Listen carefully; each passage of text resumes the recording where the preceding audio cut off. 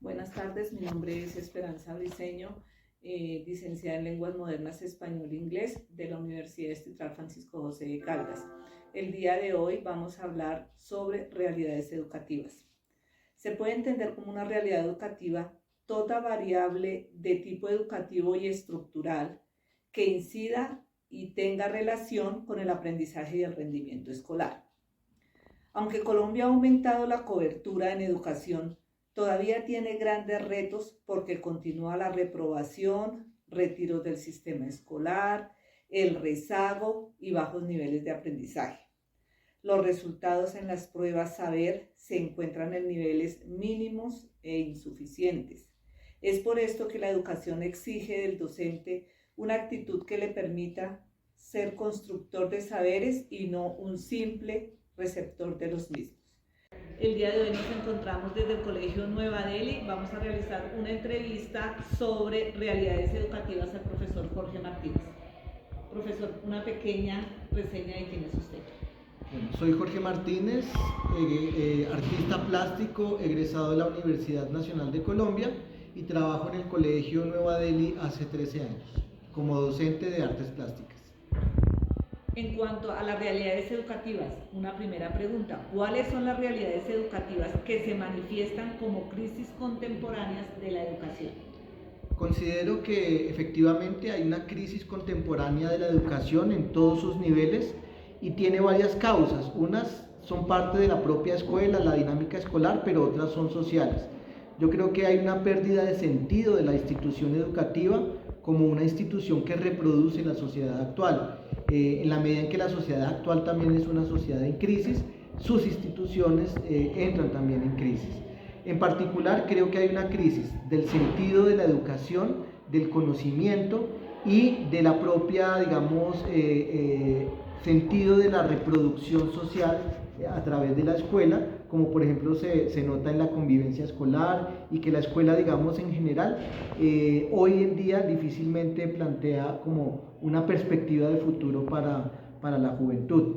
Además, el conocimiento, ya hay otras fuentes de conocimiento o de información con las tecnologías de la información que acceden los estudiantes. Entonces ya la escuela no es como el templo del conocimiento, sino que pueden acceder en otros lados. Obviamente lo que les da la escuela en términos de discernir sobre la información, pues no lo da, pero muchas veces esa importancia no se ve.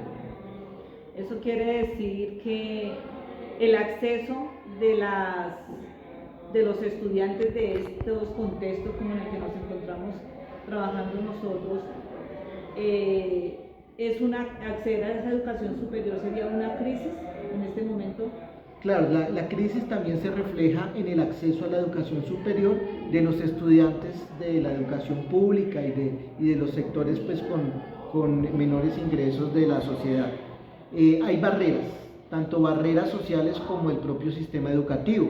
La educación superior no cuenta con los cupos suficientes y las condiciones de gratuidad que permitan a estudiantes con bajos recursos entrar y sostenerse en la educación superior.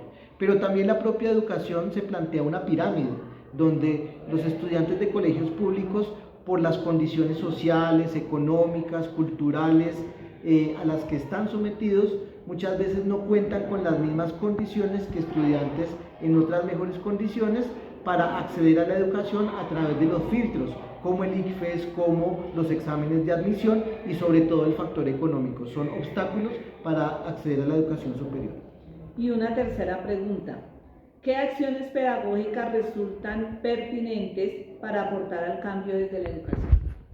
Podemos en primer lugar aportar sentido con la conciencia y el entendimiento de todas las condiciones que nos afectan y nos impiden acceder a la educación. Podemos dotar nuevamente de sentido el conocimiento para que los estudiantes adquieran conciencia del mundo en que vivimos, qué lugar tenemos y cómo podemos transformarlo.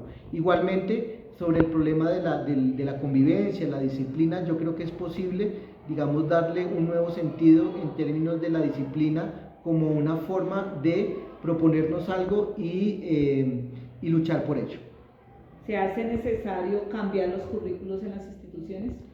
Creo que sí, los currículos, pero no solamente ellos, los currículos y toda la dinámica escolar debe plantearse cambios profundos, pero esos cambios deben darse de la mano también pues, de la experiencia, del sentir de los docentes, de los estudiantes, de los padres de familia. Es decir, debe ser un cambio democrático y no impuesto desde arriba. Muchísimas gracias, profesor. Con Nos gusto. veremos en una próxima oportunidad.